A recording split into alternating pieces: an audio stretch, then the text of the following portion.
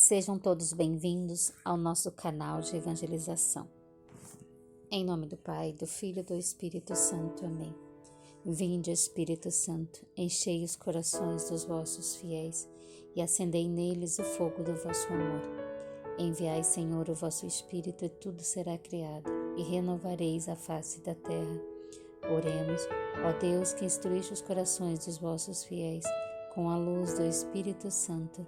Fazei com que apreciemos corretamente todas as coisas, segundo o mesmo Espírito, e gozemos sempre da sua consolação. Por Cristo, Senhor nosso. Amém. Povo de Deus, eu vou falar para vocês nesse vídeo agora sobre os estigmas de Santo Padre Pio, diante do Inquisitor, diante daquele padre que foi e fazia aquela investigação, para comprovar se realmente as chagas de Padre Pio eram reais ou não. Então, antes de dar início a esse vídeo, já se inscreva no canal, deixe o like de vocês, compartilhe esse vídeo com mais pessoas, levem a mais pessoas o conhecimento sobre esse grande santo da Igreja Católica. A nossa igreja é rica, em santidade, em santos. Eu diria que a nossa Igreja Católica é uma fábrica de fabricar santos, Muitos santos, alguns só Deus sabe o nome. Então, não deixe de compartilhar esse vídeo com mais pessoas. Muitas pessoas não conhecem, quem foi Padre Pio de Pietrelcina. Então, vamos levar esse conhecimento a todos das nossas redes sociais.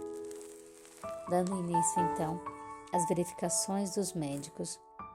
Antes de examinar a chaga de Padre Pio, Dom Rossi coloca em ordem os papéis recebidos do Santo Ofício. De fato, no volumoso processo sobre o padre encontra-se a descrição dos médicos e dos estudiosos que o precederam. A primeira da ordem temporal é o Dr. Luigi, a segunda o professor Emico,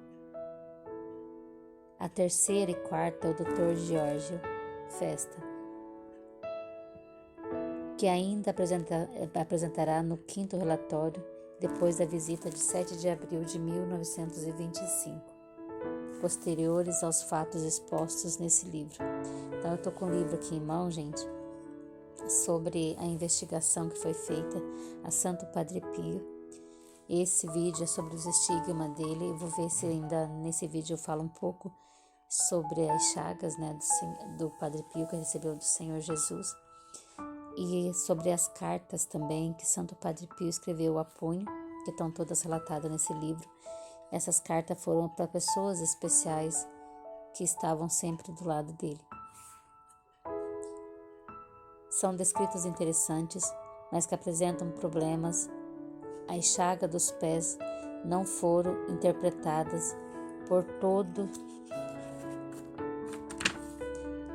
o mesmo modo. Alguns pareceram feridas e outras exudação, isto é, efusão de sangue, mesmo que não haja corte. E o do peito até pareceu mudar frequentemente de posição e de forma. Então, gente, lembrando que Santo Padre Pio, ele recebeu as chagas de Cristo. Ele recebeu todas as chagas de Cristo nas mãos, nos pés, no peito. Existem estudos que comprovam que jorrava tanto sangue das chagas, do Padre Pio que recebeu do Senhor, que daria para encher alguns copos de sangue por dia. E esse sangue era sempre refeito. Então, quando a gente tem uma hemorragia, a gente perde bastante sangue e geralmente demora um pouquinho para o organismo repor esse sangue. E Santo Padre Pio era tão abençoado por Deus que ao mesmo tempo que ele perdia esse sangue, o Senhor já repunha no corpo dele. Então, é coisas do céu mesmo.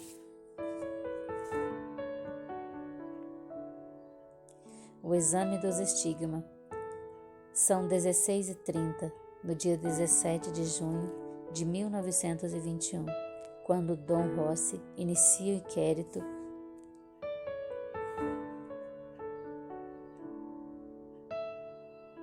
sobre Padre Pio, Tem nas mãos meias luvas de lã. Manda-lhe que o tire e depois observa a mão direita. Então tem toda uma investigação, né? Esses médicos, quando foram investigar Santo Padre Pio, eles foram até o convento onde o Padre Pio estava. E Padre Pio usava, não sei se vocês veem nas fotos, sempre uma luva na mão, que ele não queria que ninguém visse as chagas dele. Ele falava que aquilo era coisa divina, então como ele não queria se aparecer para ninguém, como o Padre Pio era muito reservado, ele não queria falar isso para ninguém. Então ele sempre usava uma luva para esconder a chaga da mão dele. E quando era época, quando estava chegando a época da Quaresma, né, da Semana Santa, ele sofria muito mais os estigmas. Todos os santos que foram estigmatizados sofriam muito quando chegava então a época, né, da Semana Santa, que é onde que jorrava mais sangue de suas chagas e onde a dor era mais intensa. Então o exame da mão direita e da mão esquerda. Na palma da mão direita nota-se uma larga mancha cincular, com um diâmetro de 5 centímetros. A mancha, obviamente, é formada pelo sangue coagulado que sai dali. Imediatamente, o visitador nota um elemento importante. Das palmas do padre não há nenhuma lesão na pele, nenhum furo central ou lateral. É com base nisso que chega a uma conclusão precisa. O sangue coagulado que se encontra nas palmas das mãos sai da pele por transudação. Então, gente, ele tinha as chagas do Senhor, mas não tinha perfuração, né, nas mãos. As chagas das suas mãos era como se vertesse sangue da sua pele. Continuando, pergunta ao capuchinho se ele sente dor. Padre Pio responde: sinto toda a mão adormecida. A dor é mais aguda no centro, internamente. Pede-lhe que feche a mão. Ele consegue, mas sem apertar muito. O visitador, né, o médico, é um observador atento, nota-o e pergunta a razão. Ele explica que depende da dor que se torna mais intensa quando ele aperta a mão, quando ele fecha a mão com mais força. Depois de ter examinado a palma da mão direita, Dom Rossi observa as costas da mão e verifica a ausência de lesões. Quanto à dor, Padre Pio atesta, como na palma. Então o inquisitor verifica a correspondência ou não entre as feridas nas costas e na palma das mãos. Com base nos relatórios, Biagini de Romanelli já sabia que nos estigmas das mãos eram simétricos aos das costas das mãos. Dom Rossi, ao contrário, constata que o centro da chaga corresponde a uma linha reta, a orla superior da chaga das costas. Assim confirma a descrição que o Dr. Festa formulará em seu primeiro relatório, o que contrasta com o Ramonelli. Quanto à mão esquerda, a mancha da palma tem um diâmetro de 5 centímetros e a das costas 4 centímetros. O visitador não se alonga na descrição, porque as características são idênticas à da mão direita.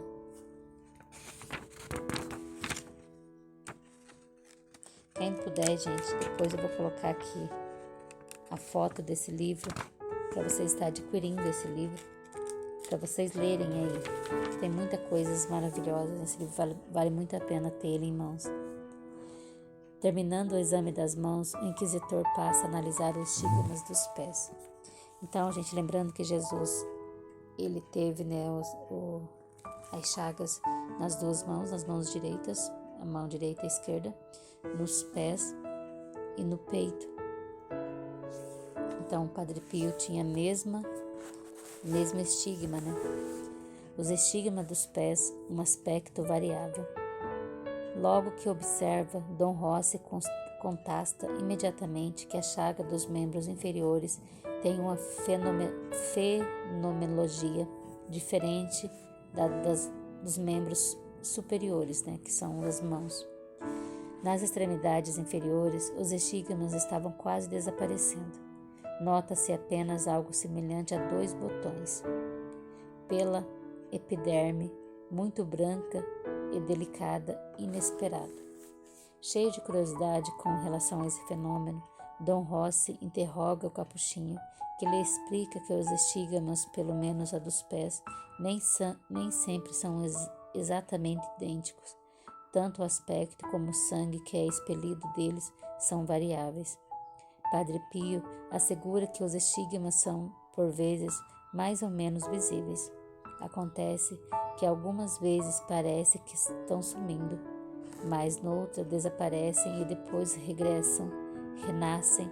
Por isso pode acontecer que também os dos pés se tornem agora reabertos. O fato é relevante.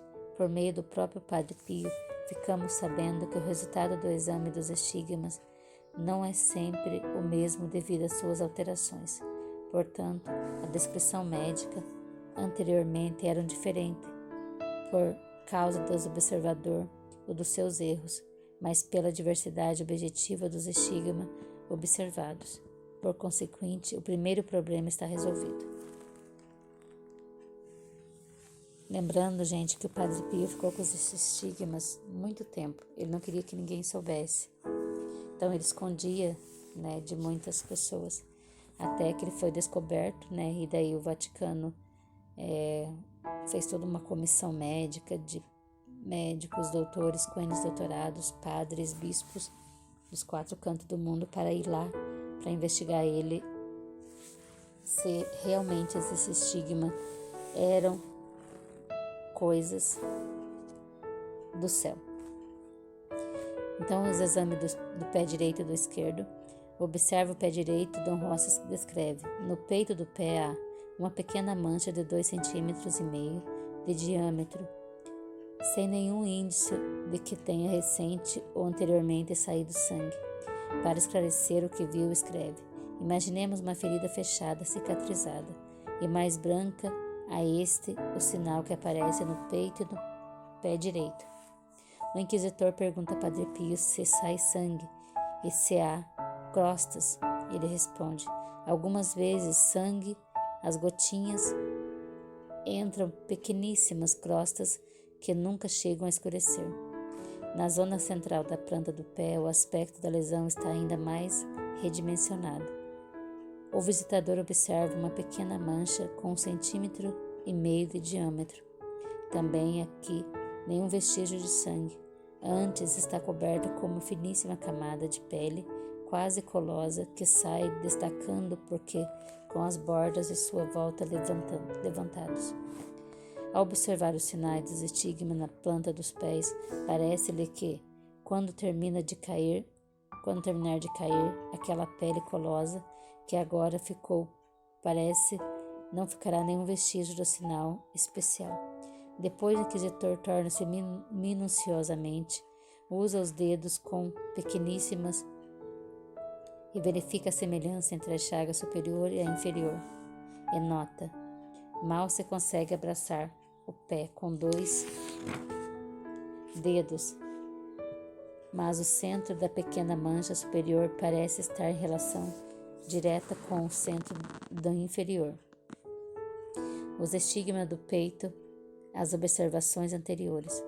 A chaga do peito é mais problemática e foi o que fez que os estudiosos discutissem durante mais tempo, porque os olhos dos observadores assumiam sempre formas diferentes e surgiam em diversos lugares.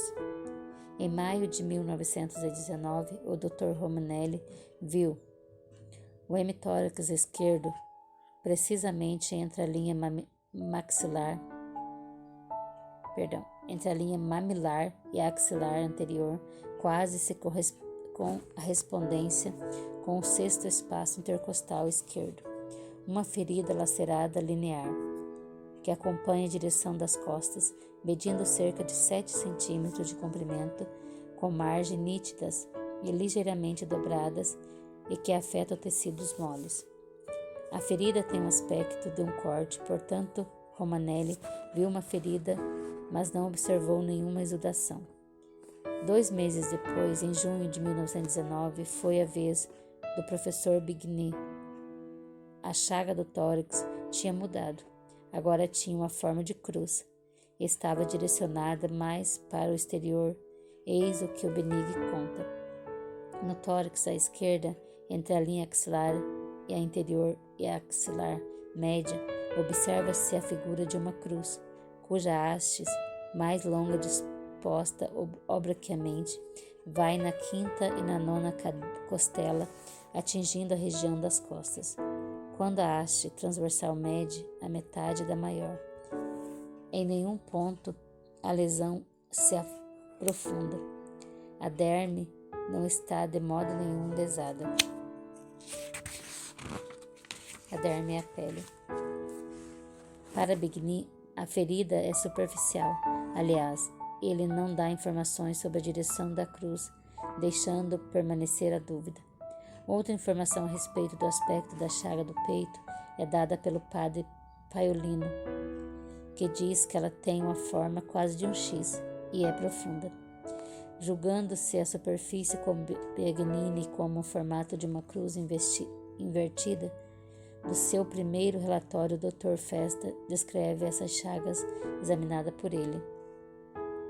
Na região anterior do tórax esquerdo, a cerca de 2 dedos, transverso por baixo da papila mamária, apresenta uma última e a mais interessante lesão em forma de cruz invertida.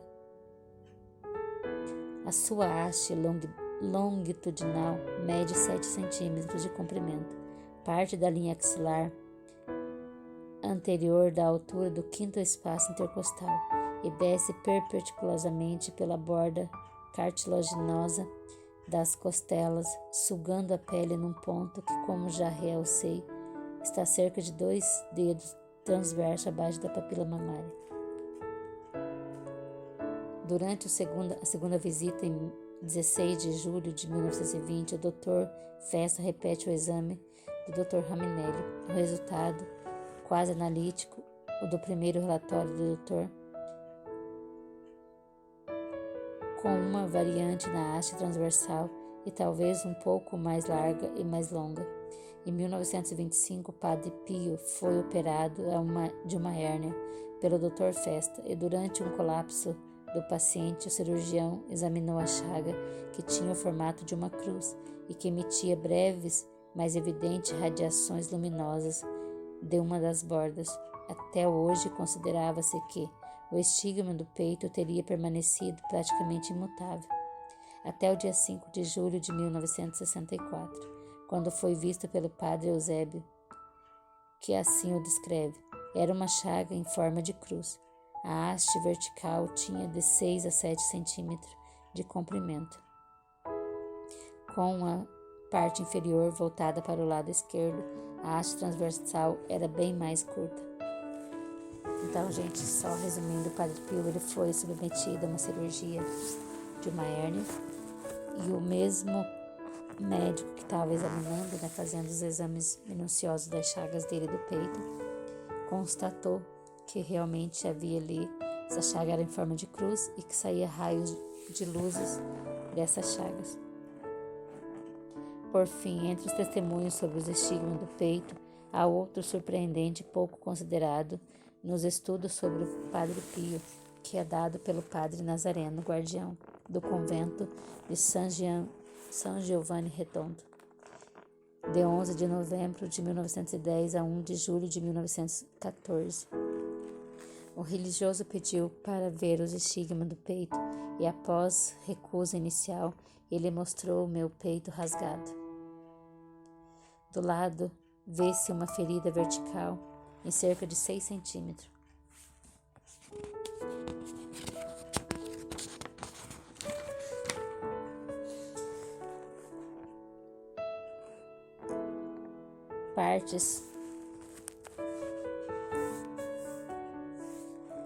Partes estavam separadas uma da outra, portanto, outro formato diferente. Esses são os mistérios de Deus, né, gente?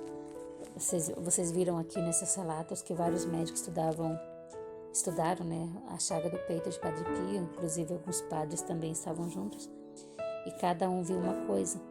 Então Deus tem os desígnios dele, né, para mostrar para a humanidade, para mostrar para nós hoje, depois de tantos anos, a vontade dele. Então Deus fez com que essas chagas parecessem de forma diferente para cada um deles, para ver o poder de Deus, que quem manda tudo, quem faz tudo é Deus. Então é muito lindo esse estudo que foram feitos de Padre Pio, né? Caso não fosse feito, a gente não teria hoje nem em mãos todo esse conhecimento. Eu sou apaixonada pelo Padre Pio, ele é um santo, eu considero ele como um dos maiores santos da Igreja Católica. Um santo que ele fundou vários hospitais, e em alguns hospitais que ele fundou, as pessoas que trabalham lá, pacientes e funcionários desses hospitais, relatam que sempre vê ele por lá, andando por lá nos hospitais, fazendo a visitinha dele para os pacientes e para as pessoas que trabalham lá. Então, como ele era aqui na Terra, ele tinha o dom da bilocação, ele estava em vários lugares ao mesmo tempo. Ele continua até hoje, após sua morte. Deus permite que ele apareça assim nos lugares para constatar, para mostrar para as pessoas o poder de Deus. Então é Deus que dá a última palavra, é Deus que faz tudo acontecer. Continuando então, uma mancha triangular no peito. A descrição de Dom Rossi sobre a chaga do peito é definitivamente diferente tanto da quem procedeu quanto a quem a seguiu, e imporá uma revisão de tudo o que se disse sobre esse tema. Quando o padre descobriu o peito e o inquisitor observou uma mancha triangular, embora esperasse uma cruz invertida ou oblíqua, na descrição do exame nota-se com maior precisão. Na parte esquerda, da altura de 3 centímetros a partir da última costela, há uma mancha triangular, com cerca de 2 centímetros de comprimento, cor de vinho. Não há aberturas, cortes, feridas acima, a altura 7 centímetros. Há outras manchas difusas como uma figura, mas estas são pequenas, mas acima há uma última, um pouco maior. O exame termina e Dom Rossi compreende a razão dos diferentes relatórios sobre os estigmas do peito. Mais do que qualquer outra, essa chaga varia não só quando há efusão de sangue, mas também quando a forma agora assume um aspecto triangular. A autenticidade dos sinais da paixão. Segundo polêmicas recentes, o ácido fênico, a veratilina, que o Padre Pio usava, não era utilizada para esterilizar ou para fazer algumas brincadeiras, e sim, com grande probabilidade, os acusadores dos estigmas. Portanto, Dom Rossi teria ingenuamente acreditado no juramento do frade estigmatizado e com a demasia felicidade concluindo a favor de uma única possível providência de fenômeno adivina. Só explicando para vocês aqui, gente, esse pedaço. Muitas pessoas, duvidaram dessa chaga do Senhor que ele tinha colocado em Santo Padre Pio. Muitas pessoas diziam que ele era um charlatão, que isso era tudo mentira, que ele usava substâncias, nas mãos, no peito e nos pés para dizer que ele tinha a chaga do Senhor. Mas foi comprovado pelos N doutores, por esses padres que estavam lá, que realmente essas chagas eram sinais da paixão do Senhor no corpo de Padre Pio. E não eram feridas, apenas feridas, e sim lesões mesmo profundas que o Senhor deixou ali. Então, quando foi feita a exumação do corpo de Padre Pio também, verificou a conservação do corpo de Padre Pio. Então, fez com que muitas pessoas se calassem diante do tremendo milagre que foi quando foi reaberto o caixão de Santo Padre Pio e viram o corpo dele praticamente intacto. Se vocês querem mais desse acontecimento, Quando foi aberto o caixão de Santo Padre Pio, existem vários vídeos na internet mostrando o momento exato da abertura do caixão dele e como estava o corpo dele.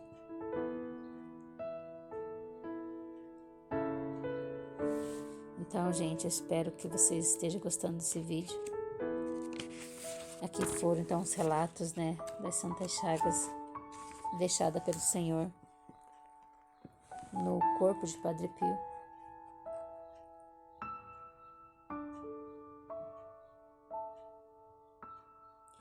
Então, vamos lá agora para essa outra chaga, né, que é a chaga do ombro do Senhor. Mais um pouquinho para vocês aqui. A certeza da existência de uma chaga no ombro do frade parece ter surgido alguns anos mais tarde. Numa entrevista ao cardeal, de Tuc revelou o conteúdo do diálogo com o padre Carson, que ocorreu ao longico do ano de 1948. O jovem padre polaco perguntou-lhe qual chaga doía mais. Olha o que ele teria respondido: a do ombro, de que ninguém sabe e de que ninguém sequer é tratada. Lembrando aqui, gente, que quando o Senhor Jesus carregou a sua cruz, né, ao alto do Calvário, ele teve todas as chagas, né, que a gente conhece. Teve a da coroa de espinho, colocar na cabeça dele, que perfuraram o crânio do Senhor com aqueles espinhos de acácia. Então foram, né, inúmeras chagas ali ao redor da cabeça dele. Teve a chaga do peito, dos pés, das mãos, e teve a do ombro. O Senhor, quando a gente está meditando, né, as 1000 misericórdias do Senhor, nessas 1000 misericórdias são 20 misericórdias que é meditada. O Senhor lá é relatado, né, que ele relatou também a vários santos, que as chagas a qual ele mais sofreu, que ele mais sentiu dor, foi a chaga do ombro dele. No filme também, né, abrindo um parênteses aqui, o filme de Mel Gibson, quando aquele ator fez, né, o papel de Jesus Cristo no filme, ele relata que quando ele carregava a cruz, que ele dispensou o dublê nesse pedaço do filme, ele pediu para ele, o Mel Gibson, ele sempre vivia em Medjugorje, em visitação, assistindo missa, adorações, para ele se fortalecer para fazer esse filme. E quando ele foi fazer né, esse pedaço do filme, que acho que todos vocês devem ter assistido já, Paixão de Cristo, de Mel Gibson, é um filme que chega mais próximo ao que Jesus passou realmente em todo esse calvário dele. Esse ator relata que ele pediu para um padre ir com o Santíssimo Sacramento na frente dele, né, na frente atrás dos câmeras, né, que o Santíssimo ficasse visível para que ele não tirasse os olhos do Senhor, enquanto ele fazia todo esse processo da subida para o Calvário. Como já disse para vocês, ele dispensou o dublê. E a hora que ele estava subindo, ele disse que estava chovendo e que um raio caiu na cruz em cima do ombro dele. E a cruz abriu uma lesão profunda no ombro dele. E ele falou que ele sentiu uma dor dilacerante. O próprio autor, relata no testemunho dele que ele sentiu uma dor dilacerante. E ele pôde sentir 1% do que o Senhor sentiu, um milésimo, né, do que o Senhor sentiu todo esse calvário. Então ele relata nesse testemunho que deu forças para ele foi o Santíssimo Sacramento nas mãos do Padre, sempre à frente ali, na via dolorosa do caminho, subindo ali para o Calvário, que deu força para ele carregar aquela cruz até o caminho do Calvário. Então, se vocês quiserem saber mais desse testemunho, desse ator que fez o filme, que ele interpretou Jesus, pesquisa na internet, dá uma olhada aí, ou comentem aqui embaixo no vídeo, que eu vou estar fazendo um vídeo contando esse testemunho dele para vocês. Eu acho muito interessante estar contando, porque é uma coisa muito linda e vale muito a pena contar. Tá bom, pessoal? Então, vamos lá, continuando aqui, a notícia das chagas. Então, o Padre Pio, ele escondeu o máximo que ele pôde essa chaga do ombro. Foi uma descoberta inesperada e imprevista. Na verdade, Cleonice Morcade também tinha feito essa mesma pergunta, para a qual ele teria dado esta resposta: a cabeça e o coração. Portanto, o fato de ter dito não tratada espantava, porque nunca ninguém a tinha visto. Gente, olha a grandeza desse santo. Eu tô lendo esse livro para vocês, falando aqui com vocês, arrepia o corpo inteiro, porque eu sinto a presença muito forte do Senhor aqui do meu lado e a presença de Santo Padre Pio. Santo Padre Pio se faz presente aqui nesse local onde eu estou relatando para vocês esses acontecimentos. Chega a dar um nó na garganta, mas vamos continuar. Porque ele está aqui sentadinho, aqui do meu lado. Eu sinto muito forte a presença dele, me dando forças para gravar esse vídeo para vocês. Não guarde só para vocês, gente. Passa para frente.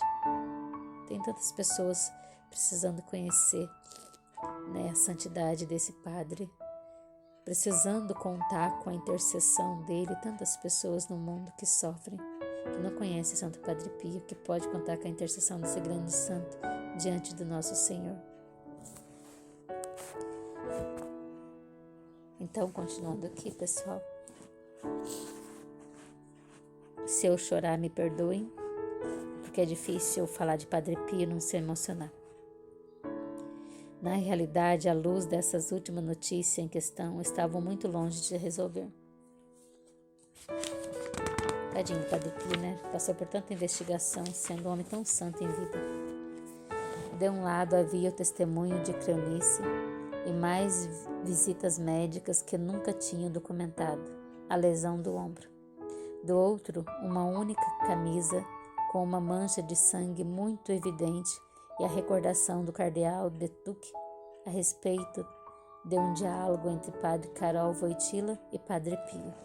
Lembrando, gente, não sei se vocês já assistiram o filme do Santo Padre Pio de Pietrelcina. Se vocês ainda não assistiram, eu aconselho vocês a assistirem. Tem ele na internet. Procurem e assistam, gente. É um filme de quase 2 horas, mas que vale muito a pena. É um filme que você se prepare para chorar, porque mexe demais com as estruturas da gente. Então, quando Karol Wojtyła, ainda um jovem padre, né, foi visitar Padre Pio de Pietrelcina, ele olhou para o nosso Karol Wojtyła, né, agora hoje nosso Santo Papa, e disse para ele assim: você vai ser Papa. Você vai ser Papa. E dito e feito, né, gente? Um profeta falando assim de um outro santo, 2 santos se encontrando, que coisa mais linda. E ele profetizou na vida do Karol Wojtyła: isso, você vai ser Papa. Então, aqui relata, portanto, a razão de 2 dados históricos serem contraditórios ou insuficientes, não forem historicamente documentados. E tudo isso se acrescenta que a memória autobiográfica de João Paulo II, datada em 5 de abril de 2002, é enviada a Padre Cocomici, guardião de San Giovanni Redondo, não fazia nenhuma ilusão, ao contrário do diálogo entre Padre Pio e o Papa. Este último da época era apenas conhecido como Padre Karol Wojtyła. Além disso, havia outras camisas dele com mancha de sangue, mas tais manchas não eram iguais à supremaciada e sim empunhada por toda parte. Um dado histórico certo, novo ponto de partida. Uma visita apostólica de Dom Rossi emerge uma nova informação antes de 1921, embora não houvesse recebido a estigmatização. O santo de Gargano não tinha outra chaga visível além das localizadas nas mãos e nos pés e no peito.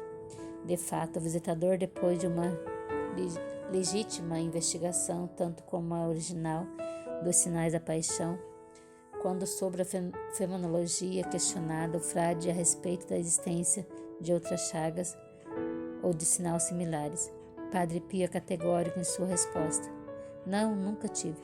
O inquisitor percebe a importância desse detalhe e, ao seu relatório, não se esquece de mencioná-lo aos cardeais da Suprema Congregação. Padre Pio assegurou-me que nunca teve nada semelhante. Ora, o frade tinha acabado de falar dos estigmas das mãos, dos pés e do peito. O fato é importante. O capuchino que não lhe disse não tem outros sinais semelhantes, mas que nunca tivera outros sinais semelhantes aos estigmas. Desse modo,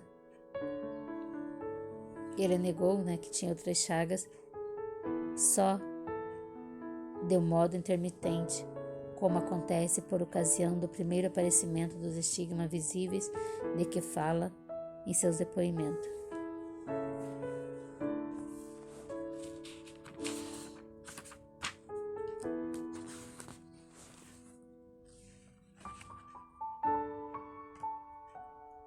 Gente, eu queria tanto que vocês pudessem ver as fotos. Aqui nesse livro que eu estou relatando para vocês, tem todas as fotos. Eu acho que eu vou tirar, essas fotos aqui e vou colocar aqui no vídeo para vocês. Tem a foto abrindo o caixão de Padre Pio. Tem várias fotos aqui. Eu vou fazer isso mesmo para que vocês possam ver, essa importância dessas fotos preto e branco que foram tiradas quando abriram o caixão de Padre Pio, dos padres que o estudaram, dos médicos que estavam estudando ele. Gente, o próximo vídeo, então, que eu vou gravar aqui para vocês, vai ser o vídeo das cartas de Padre Pio, tá? Padre Pio escreveu muitas cartas para as pessoas a quais ele tinha uma intimidade maior. Eu tinha que deixar os relatos dele de alguma forma escrito, para nós hoje.